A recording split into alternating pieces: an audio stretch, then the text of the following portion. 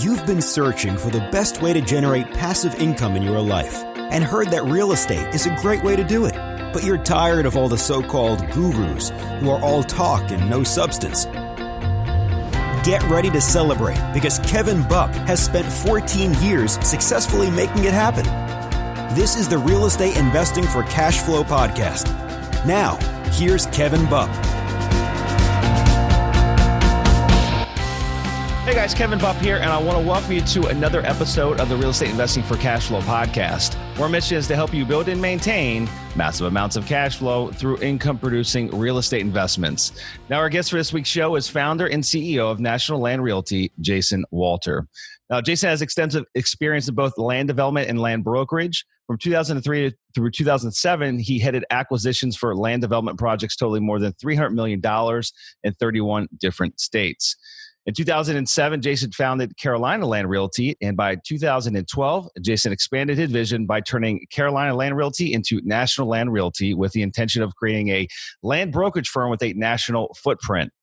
Now, National Land Realty offers the finest farm, ranch, plantation, timber, and recreational land for sale in the U.S. and around the world, including hunting land and timberland, farmland and ranches, lake and river frontage, fishing ponds, acreages, and commercial development. And so, guys, I'm excited to introduce Jason here to the show. But before we dive into it, I just have a few housekeeping items I'd like to run through. The first one here is our latest mobile home park investment fund just went live a few weeks ago. And we've had a significant amount of interest, a lot of pent-up interest because it's been about 2 years since we had launched our last fund. This fund is a Regulation D 506C, and it's open to all accredited investors. For those that don't know, my team and I, we've specialized in manufactured housing now for going on a decade. Way back before, folks thought that manufactured housing was actually cool. Now the big groups such as, Carlyle Group, Blackstone, Apollo Group, just to name a few of them, are jumping into the space in a big way. And so if you guys want to learn more about partnering with a first-class team with a, historical track record, and one of the most historically proven asset classes that exists today, you can go to our website, sunrisecapitalinvestors.com. Again, that's sunrisecapitalinvestors.com. There, just click on the Get Started tab and fill out the short form to access our PPM and offering memorandum. Moving on here, guys, if you love what we're doing here at the Real Estate Investing for Cashflow podcast, please take a moment and number one is subscribe to the show. That way you get notified when all new episodes come out. But number two is if you haven't done so already and you love what we do here, please leave a rating and review. It really helps us attract awesome guests such as Jason to the show. And then lastly here, just want to remind you of the free 30-minute phone call I offer each and every Friday. This is where you can jump on the horn with me and discuss anything and everything related to real estate investing. No ulterior motives. I won't try to pitch anything or sell you anything. I've been doing this now for nearly 6 years and have talked to hundreds of you. And it's just a way for me to connect and, again, share our love for real estate investing. You can go to my website, kevinbuck.com, to schedule that call. And now, guys, without further ado, let's get on to the part of the show that you've been waiting for, which is our interview with Jason Walter. So, Jason, how you doing, buddy? Good, Kevin. How about yourself? I'm doing great, man. Doing great. Thanks for joining us here today on this Monday morning, man. Beginning of a week. You're back at it again. I'm back at it again. We had weekends, and you've got a family. It seems like you've got kids, and I do as well. And so it's always good to get back into a little bit of a structure on Monday morning. So looking forward to having you here and chatting about everything about National Land Realty, your business, and so why don't we do this, Jason? For those folks that aren't familiar with you, take a few moments and tell us a little bit more about yourself, how you got into real estate, and then ultimately exactly what it is that National Land Realty does. Yeah, sure. I appreciate you having me, Kevin. So, my real estate career is a little bit in reverse from most. Usually people start out in brokerage and then progress on to development. And I started out in development, kind of went back into brokerage, and now we're doing some of both. But I've always been in the land business. I started out working with the private equity land fund back in 2003, called Realty Corp, doing site selection for commercial development. All we did was horizontal. I've always just been involved in the dirt, and that really got me started. And then after that, I actually did a lot of work down in Florida near your neck of the woods in 05 or 06, working for an Australian company called Heritage Green, doing site selection for them. And through that whole process, I really saw a big opportunity and kind of a void in the market for brokers that focused on land. There was very few of them. They were very hard to find. So I started what was originally called Carolina Land Realty, and we focused solely on land. And we also did a lot of development for for some builders. And so we did that we started in 2007, which was a pretty bad time to start a real estate company. And 2007 was good. And then 2008 came around and really kind of handed it to us. And through that process was kind of a blessing. We discovered, because all we were focused on in the beginning was commercial and development land. Through that process, we discovered the rural land market. I didn't even know it existed. And we started learning more about selling timberland and ag land and just recreational land for people to hunt and fish and have fun on. And that sector really withstood the recession in a solid way. It doesn't fluctuate a whole lot. It just kind of kept on going. And it's a long story, but through training, we were training guys on cold call landowners for development land, and we put them in a rural area to practice. Really, they started getting listings and started moving land, and with fast forward into 2009, and the recreational rural land business was 95% of our business. Wow! Because the commercial land, you couldn't give it away, especially there in Florida. The only way you could get rid of it is to give it away. So our model, the model from the beginning that I built to contact landowners directly was just that. It was all about direct communication, direct contact with the landowners. To do that, you had to acquire a lot of data to get their information and shape files and parcel data. So our claim to fame now is we have more aggregated landowner data than any entity in the country, even the government, because the government houses the data at the county level through the GISs. You have a few national firms that aggregate data and resell it, but there's still some counties that won't sell to resellers, and we're able to get that data because we're not a reseller. So if it's pretty much over 1 acre in the United States, we have the shape files and parcel data for that property. That allows us to be able to use that to educate our agents and brokers on who owns what in the market, how to get a hold of them. And really, it's not like we're contacting a lot of these people just to see, hey, do you want to sell your land? It's trying to figure out what their plan is for their property. Yeah. And what's your long-term plan? And if we can help in any way, we're here.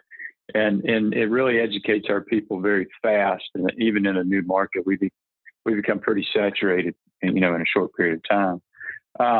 And we've been building this national brokerage platform since 2007, and really since 2008, because the beginning was a little bit different than what we're doing now.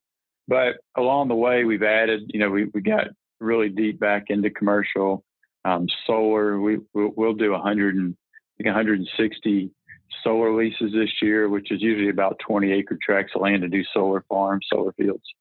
And then obviously our bread and butter being our recreational rural land. But our goal was always to expand the footprint nationally, and then to go back and add ancillary businesses that kind of support the brokerage, like lending. We now own a company called Land Lending, where we can loan money to our clients to buy recreational land.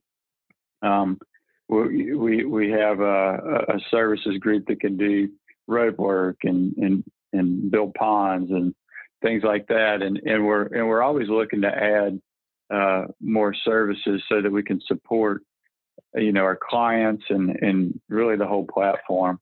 So that's and also you mentioned you guys were launching your mobile home development fund, which hats off to you. That's, for anybody who hasn't looked into the mobile home investment, that's probably one of the best returns in all of real estate. Yeah. It's starting not to be that way. We always make a joke internally about it. I started this podcast about 6 years ago, and had been buying parks for a few years. And 6 years ago, no big private equity was in the space, and it was still very much a under the radar. Not many, even professional investors, would even consider the asset class. They could be multifamily investors, but they would never come over to our side, right? It was kind of the dark side. And I would always talk about, I go through case studies of deals that we bought and things of that nature. And I think I kind of shot myself in the foot a little bit, probably by putting out a lot of information about it years back. So anyway, I'm not taking credit for all of it, for all, for folks learning about it, but I should have probably kept my mouth shut a little bit more. That's all right. There's enough business for everyone. There's enough business for everyone. I can understand that. We're starting to put together a fund for what we call rural land development. And I've done it personally for a while, and a lot of our clients have done it for a long time. And it's similar to what you're talking about with the mobile homes. It's a very niche market. Not many people know about it, but it has phenomenal returns.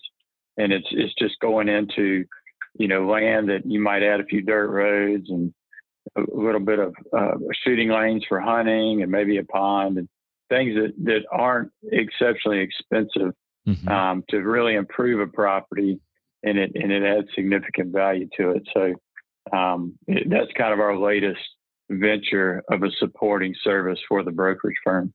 And who would ultimately be the end buyer for something like that? Is it just a private individual, or are you guys marketing to, to actually companies that want to start game clubs or something along those lines? No, it's mostly, local professionals that they'll call us. They want to be within an hour of their office or home. And so they can take their kids out, deer, duck hunting or bird hunting, whatever it may be. That's our typical buyer. Got it. I want to back up a little bit, talk about the transitional period of time, 2007, 2008. Number one, the world was coming to an end, at least the real estate world was coming to an end. And ultimately you guys were making a shift, during that time, or it really wasn't a planned shift, because you mentioned you're training your agents, by cold calling property owners, what have you, but you're sending them into the rural sections, probably thinking that those were just kind of trash can leads. I'm guessing that's probably why you sent it, because they were, in your opinion, they were less valuable leads than that of a more, a urban type of a property owner or property development, what have you. But ultimately, you found that, number one, there was lots of sellers being, willing to entertain the idea of selling their property, and that there was lots of buyers on the other side of that looking for, property to acquire. And ultimately, you guys were born into what you do a lot of today, which is that rural land. Why do you think that? What are the reasons behind? You made a mention that rural land doesn't really succumb to the ups and downs of the economy as much as other types of real estate. In fact, you said that it really didn't even see much of a blip on the screen. 2008, 2009, what have you. Why do you think that is? There's very little debt in our market. Only half of our clients borrow any money. They purchase their land. So that's number one controlling factor. Got it. And then during the expansion phase, was it one state at a time as far as you guys were continuing to grow? And if so, how did you guys determine what were the next markets that you were going into? And then are you in all 50 today? We're in 47 states. So we're not in Alaska, Hawaii, Maine. We're trying to get into Maine. So we're working on that one. And we almost ended up in Hawaii earlier this year, and we didn't even mean to. But as far as the expansion, I called it Carolina Land Realty in the beginning because I traveled so much when I was doing site selection that I was tired of traveling, and I knew if I named it that, I kind of at least would make it more difficult to travel outside of Carolina. Yeah. Now, one of our clients, a national timber company. We started working with them, and they want us to go into Georgia. So we went into Georgia, and we looked silly being Carolina Land Realty in Georgia. So we changed the name to National Land Realty. And this was around 2011. And we looked really silly being National Land Realty in 3 states. So we sat down, and about this point, I hadn't traveled for quite some years, and I was ready to kind of get back at it and expand the business. And so we made a few shifts in how our business model works, and allowed us to be able to scale it pretty fast. So we went from South Carolina, North Carolina, then to Georgia, Alabama, Tennessee, and Mississippi. So it was kind of geographical progression. Mm-hmm. But then in 2015, I met Aaron Graham, who's my partner now, at a RLI conference in Tucson, and he had a firm in Omaha, and their firm was more focused on the marketing and technology to market the properties. Ours was still, because remember, ours was built from a site selector, so our model was very direct contact with the landowner, not a lot of marketing. We'd put it on the internet and whatever, Land Watch or whatever it may be. His technology firm was really built around getting it out, to the masses and marketing. And so we merged in 2016, January 1st, 2016.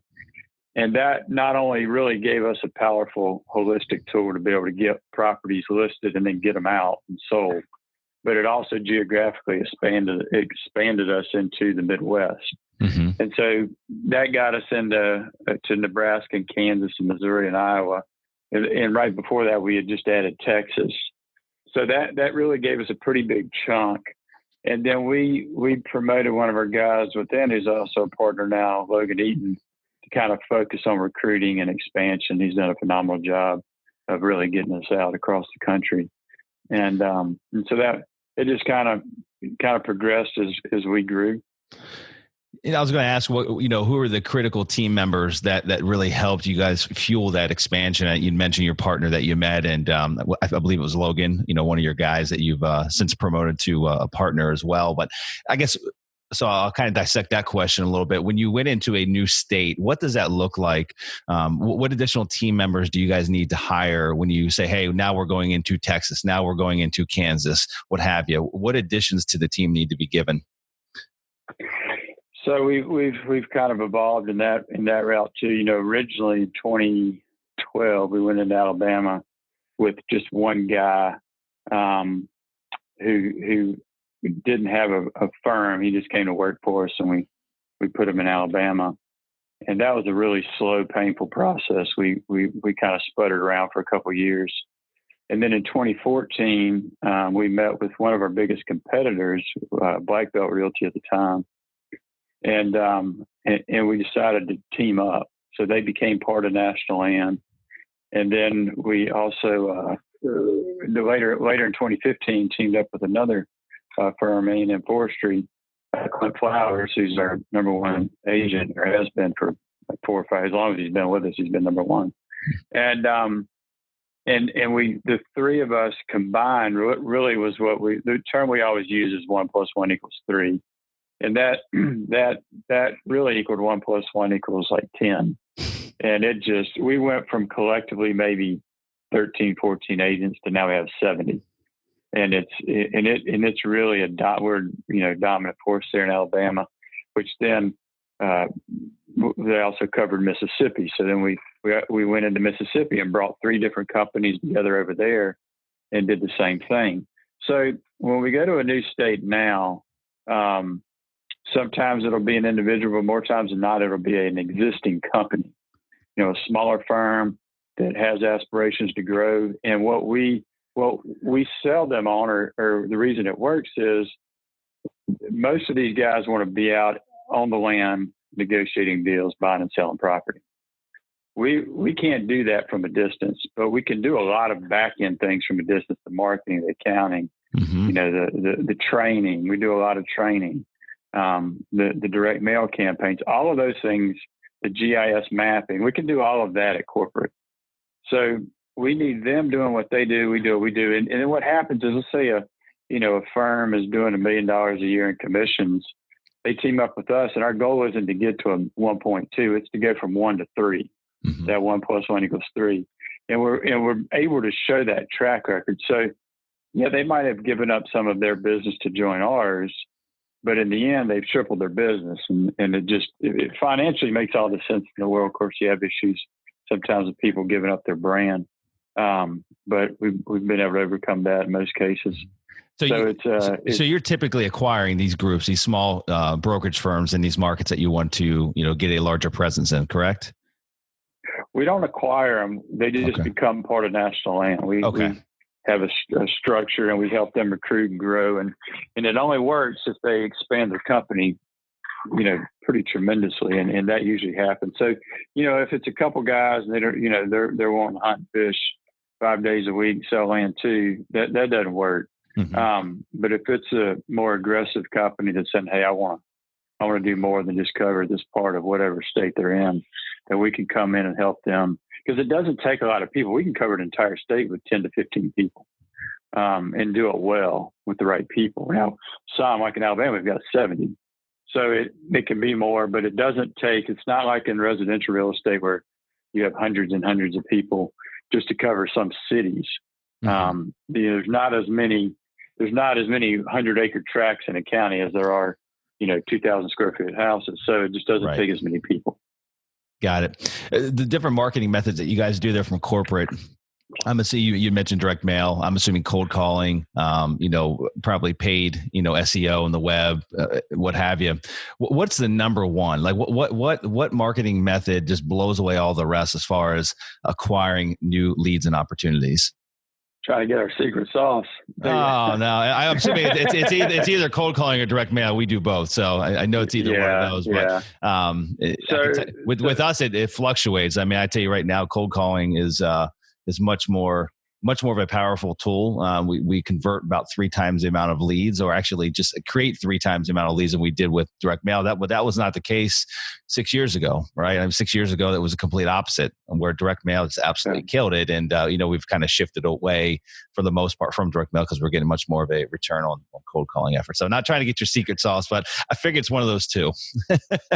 So it's actually over history, it's been both. So we started solely cold calling. That was our model. But it would take 2 guys an entire year to cold call every landowner in a county that had certain acreage that we wanted to track. So when we decided to go national, we changed over to direct mail, and we've been doing that ever since. And we typically get an 8% response on our letters, and then we'll convert 10% of those into either a listing or a contract. Mm-hmm. And that is hands down our go-to. Now we've been doing that forever, and we still do it. So everything now that we add is just kind of gravy on top. But we do, a lot of SEO, pay-per-click and PR, and as we've grown, we just keep adding more and more things. But you can't beat direct contact. That's definitely the way. 8%, man. That's awesome. I know that in the direct mail world, if you get like a 0.5%, like you're doing really well. So I don't think we've ever gotten 8. I'd say there was points in time where we were getting like 5 to 7%, which is again absolutely killing it. But that is very quickly over the years. I think a lot of it has to do with the competition that's coming to our space, and there's limited supply, right? Just I guess you could say you have limited supply as well. They're not building any new land, right? And so our returns have significantly, our response is significantly going down with the direct mail stuff. But in any event, well, I love to chat about the pandemic, right? I mean, this weird time that we find ourselves in. How, generally speaking, across the board, how have land sales gone? Have they ticked upwards? Have they ticked downwards? I guess starting back from March till present day. Well, this has been the most unusual year, as I'm sure it's been for everybody. But for us, it was unusual in good and bad ways, and it didn't always have to do with the pandemic. Mm-hmm. So if you recall, last Christmas season was a week shorter than normal. There was a week less time between Thanksgiving and Christmas. And so as you know, real estate agents and our clients, it wasn't just our agents, but last year was a very good year. A lot of people made a lot of money. So what, and I didn't put any thought into that in the present moment. I didn't pay any attention. I didn't know. But what happened was we got to March, and our January and February were horrible. I mean, very, very bad. And nobody was complaining like, oh, nobody's buying anything. It was like everybody was busy. So it didn't make sense. And I finally figured it out that our agents, brokers, and clients, they all took off from Thanksgiving to Christmas. They just didn't do anything. And it hammered us in January and February. March, we were catching back up and we were going to make up for those lost months. Well, everybody knows what happened in March, pandemic hit. So that really compounded an already bad situation. So March ended up being decent. April, surprisingly, was okay. But then May came, and it was like, I guess everybody got just cabin fever. And man, it's been record month after record month after record month. In September, which has never been a huge month for us, we just blew every record right out of the water. So the years we'll end up being up for the year. We've been growing at 20-30% a year since inception, and this year we'll grow about 10%. But that was coming off of just such a bad start that really I can't emphasize how good the last 9 to 10 months or 9 months will have been. But man, I'll be beating the drum come about mid-November of how not to treat the holiday season again. I feel like that's just that's fairly typical for a lot of just the general real estate industry. As far as once the holidays come, it just seems like the majority just seem to slow it down or just shut it off. From Thanksgiving through the New Year, which we've always had the opposite approach. We're like, well, look, if all of our competitors are slowing it down and getting a little lazier, let's ramp things up a little bit, right? Let's do more direct mail. Let's make more cold calls than what we're making. Let's see if we can drum up some interest while others are slacking. Yeah, and honestly, for us over the history, December's been one of our biggest months. Yeah. And I think it was more when we were coming out of that slow period. People were still aggressive, but man, last year, kind of dovetailing with a phenomenal year. I think everybody's kind of enjoying the fruits of their labor, and it really hit us. And it would have been fine. It wouldn't have really made a big difference if the pandemic hadn't have hit in that third month after 2 slow months. But anyways, we got all caught up and the year's been good. But man, it was a horrendous Q1. I can tell you that. So I want to talk about the real estate investment opportunity side of the land business. And, not the individual just wants to buy acreage for, him and his family to go hunt on or ride their side by side on or what have you. Right. But I'm talking, I've got money. Folks that are listening to the show, they have money. They'd like to invest in land. What are the different segments or opportunities that exist in, that will truly produce a return, right? And not a long term, buy low, sell at a higher price, but an actual generating revenue from a land investment. What are the opportunities? Well, you've got the commoditized part of it, like the agriculture and the timber. Mm-hmm. I mean, you can invest in public companies to do that, like a warehouser type company. But then you can also just buy individual tracts that have timber. Most of our investors, they buy for multi-purposes. They'll buy to subdivide, but your assets are always very important. So you're wanting to know, what is my timber worth? What can I cut off of this? Sometimes you'll get investors to do what they call residential cuts, where they might buy 100 acres of timber and they thin it out so they can get some of their money back. And it still looks good. They didn't just wipe off every tree. They might leave 20 or 30 trees to the acre. So to the normal buyer that's just looking at it from, put a house on or whatever, it still looks, to them, it looks normal. But the investor was able to really take a good chunk of their or cash in a good chunk of their assets. But, and then you can just buy, straight timberland and invest. We've seen a huge influx, obviously, in the solar industry, but those are pretty professional development companies that really understand that world. I mean, the thing about land, the reason you have such good returns, nobody really understands it except those that are in it. I mean, you can go buy a house and clean it up and rent it. That market is pretty self-explanatory. But when you take somebody out of the middle of nowhere, USA, and say, okay, how do you make a buck out here? Yeah, it gets pretty squirrely, which in turn makes for huge upside. Just like what you were talking about with the mobile homes, nobody wanted to touch it 15, 20 years ago and had massive returns. And it's kind of the same thing. The more commoditized anything is, the lower the return. And so if something in real estate, I always look at it, if you want to make money, you need to find a niche and something that not everybody else is doing. And obviously in the land business, there's massive opportunities. When you get into the rural land business, it's even more. But there's not a one way, like you buy this tract and there's one investment opportunity. It's usually multifaceted. Is that, are most of your brokers, I'm assuming they're probably trained to kind of help coach, potential buyers through, what are some of the hidden opportunities here that they might not even be seeing on the front side? So I come to you, Jason, I've got $2 million. I'd like to buy some land. I'd like it to actually produce for me. I just have no idea what I'm doing, but I would like to diversify and get, a couple $1 million into land investments. Is that something to where, your brokers are educated enough to where they can kind of walk through, like, here are some opportunities in these particular tracts of land. Here's why, here's how you might execute on that. Is that one of the services you provide? Yes, they are. And obviously the more experienced ones have had more, can provide better insight. A lot of the value that our agents and brokers add are more safety measures, because most of our buyers aren't investors. 90% of them are just straight wanting to buy land for their own personal use. And so, there's a lot of pitfalls. You have to be careful. Like, does my land perk? Can I actually, get a septic tank on this site, and especially in the coastal markets, or, getting surveys, because the last time it was surveyed was 1942, and you think you own 50 acres and come to find out you own 40 or maybe own 60.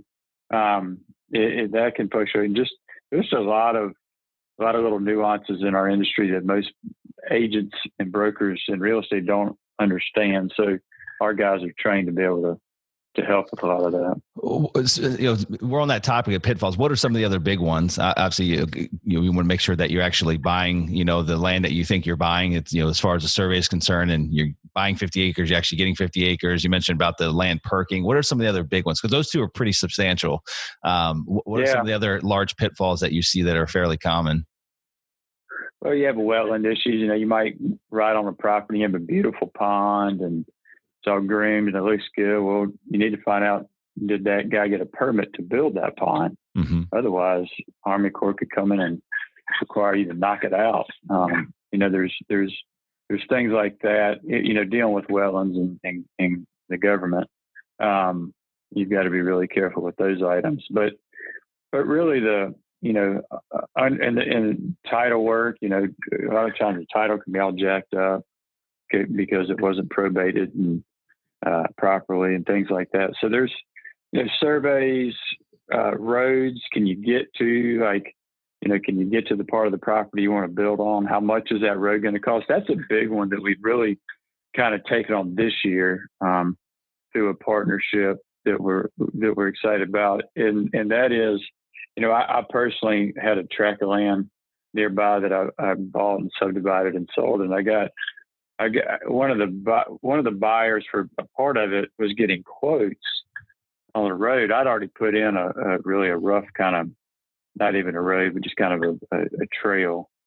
And this client said, well, I got a quote for $40,000 to build a road through their dirt road. Then they got another quote and it was 18. Well, the group that I know that I use, they did it for 5. So there's a lot of people don't know what a dirt road should cost in rural America typically. So you get people to take advantage of that ignorance, mm-hmm. where we can come in and say, okay, this firm is going to give you a fair price, and it's going to be a whole lot lower usually than what you get, because a lot of these people, you're not getting as much business like you would in a city. So they might only do 4 or 5 jobs, here and there sporadically. And so that when they get one, they've got to jack up the price. Yeah. And we're able to protect against those, even as simple as putting a gate on your property or fencing or whatever it may be. Are there any tax benefits of investing in tracts of land? I mean, so there's nothing really to depreciate there, right? There's no physical structures or anything of that nature. But I mean, just from a recreational standpoint, the 90% of your clients that buy large tracts of land for personal use, are there any tax benefits from owning that?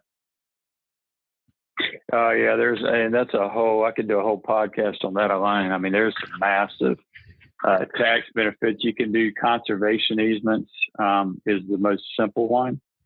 But then you can also do mitigation. You can turn part of your property into a mitigation bank or do some stream mitigation. But there's definitely opportunity for tax credits on those two fronts. Is that a common reason, other than the recreational aspect of, again, 90% of your clients that are buying it for their own use? Is it almost dual purpose, recreation plus tax benefits for a lot of these professionals? Yeah, it's one of those things where it's just nice to have in your back pocket. A lot of people don't pull the trigger on it, because if you do go get the tax credit, I mean, you've got to sell a property that has that, the next person can't do it. So it's almost like, hey, it's almost a marketing thing. Hey, if you want to, you can get some tax credits for this, and that's on the conservation easements. On the mitigation, that's really a development play. I mean, it can cost 7 figures and up to get those put together, and then you've got to have a demand in that water basin, that river basin, somebody's got to come in and buy your credits. And so that's a much more complicated way of doing it. The conservation easement is simply, what's the highest and best use for your property? If you put this easement on it, how much did that devalue your property? And that creates a basis for your tax break. Got it. How about from a liability standpoint, owning a large rural tract of land, right? It's hard to keep, unless you're going to fence the entire thing in, but if you've got, hundreds of acres, that's just not going to happen. Keeping, other private individuals off your land. Is there a major liability there, or is that pretty easy to offset? Yeah, there's a couple insurance companies, and it's cheap. I just insured 1,700 acres for $300 a year. But also, what is important, this is another support business that we're getting ready to launch, and that is the hunt clubs. So almost every tract of land is either being hunted by the owners or it's being leased to a hunt club to hunt it. And those guys are good to have too, because it kind of self-regulates. They're protecting the property. People are on the property. They're keeping other hunters off of their leased property. So it's not, we don't have a lot of problems. You would think if you own a tract of land in the middle of nowhere that people would be all over it, but there's somebody on it that you are either leasing it to or you personally. And so it isn't much of a problem. Is that a legitimate investment opportunity for someone that owns a tract of land to actually lease it to a hunt club? Or is it more of like, hey, they're going to lease it, it's just going to cover my cost of owning this property, the taxes, insurance, what have you? Yeah. Okay. Yeah. The latter. Got it. Okay. Anything else that we might have missed on? I'm sure there's lots of different rabbit holes we can go down, even with the tax side of things. And maybe that's a separate show we do, just simply based on the tax advantages of investing in land. Just because, a lot of listeners to the show, they're in investment real estate. They've got income that they're looking to shelter, take advantage of the tax system that we have in place. And I guarantee 99.9% of them probably have never considered land as one of those vehicles. So again, maybe it's another show that we do. But outside of the tax side, is there anything else that we might have missed on as far as owning or investing in land? Well, one thing we've seen, with this pandemic is the demand has increased simply because two things. One, a lot of people are now working from home. Mm-hmm. And two, a lot of kids are now doing school online. And I always tell, I live in the city, but most of my food is delivered through, different food services. So I could live in the middle of nowhere and have most of the same luxuries I have even living in the city. Mm-hmm. So, people now are a little bit more, not all people, but some people want to be a little bit more secluded away from everybody else. So buying land to have the seclusion has always been a benefit. But with that, you were a little bit, you were giving up some luxuries that now you're not really giving up because of the internet and things, delivery services and people working from home. So it's allowed people to be able to go out and buy 100 acres, maybe 45 minutes out of town, and not really miss a whole lot. Mm-hmm. No, that's a great point. There's been lots of shifts that have happened over the past 6-7 months. I'm even losing track of time here. I keep saying 6 or 7 months. It's been March. And so now, I guess that's still fairly accurate. It seems like it's been going on for quite some time now. But Jason, it's been a lot of fun having you. I really appreciate you joining the show and lots of great information that you share. But I'd like to roll into what we call the Golden Nugget segment. This is where we'll look to wrap things up. But if you just had one final golden nugget of advice or wisdom that you could leave with our listeners here today that might inspire and motivate them as they progress in their real estate investing career, what would that one last golden nugget be? Well, it would be kind of twofold. One is to find something unique and niche. And two is just concentrate on it. Don't just, buy one thing here and another thing here. Real estate, you can diversify over time, but you better figure out, you better master one thing before you move to the next. Right. Otherwise, you can really go broke in a hurry. Yeah, no, that's a great point. I preached about that a lot. Just really, honing your focus in on one thing and kind of becoming an expert at it before you diversify amongst multiple others.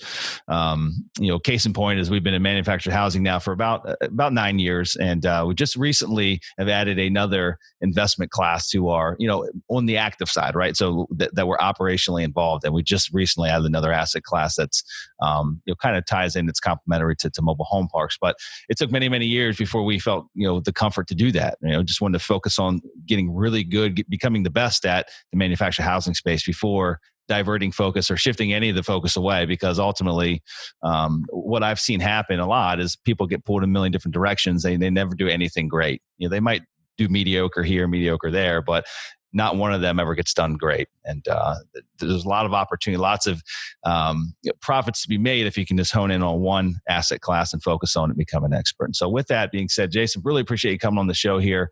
For folks that want to learn more about Jason and his team and what they've got going on, they go visit the website, nationalland.com. Again, nationalland.com. I'll be sure to put that in the show notes as well.